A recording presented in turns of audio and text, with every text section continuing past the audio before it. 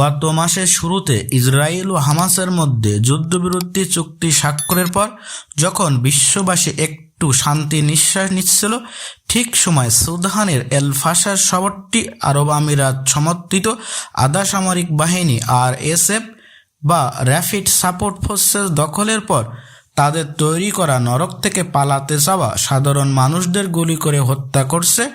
তারা ত্রাণ কর্মীদেরও নির্যাতন করছে। গাজায় ইসরায়েলি সেনাদের মতো করেই তারা গণহত্যার ভিডিও করছে। তাদের হত্যার শিকার দুর্ভাগ্য মানুষের রক্তস্রোত এমনভাবে মাটিতে গড়িয়ে পড়ছে, যেটি স্যাটেলাইটে ছবি থেকেও দেখা মিলছে রক্তের চিহ্ন। কিন্তু এল ফাশারের এখন যে গণহত্যা সংঘটিত হয়েছে সেটি সংযুক্ত আরব আমিরাত ছাড়া সম্ভব হতো না। সুদানে জাতিসংঘ সমর্থিত সেনাবাহিনীর সঙ্গে RSF সংঘাতে তারা সব সময় অস্ত্র ও অন্যান্য রসদ ও কূটনৈতিক সমর্থন দিয়ে আসছে।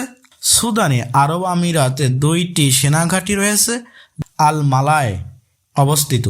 এছাড়া আফ্রিকার অন্যান্য দেশে সোমালিয়ার বোসাসো, দক্ষিণ লিবিয়ার আল ফাশরা ও উগান্ডার ফাজনাসি বিমানঘাঁটি থেকে আরব আমিরাত তাদের অস্ত্র ও গোলাবারুদ নিয়মিত RSF এর কাছে পৌঁছে দিয়েছে।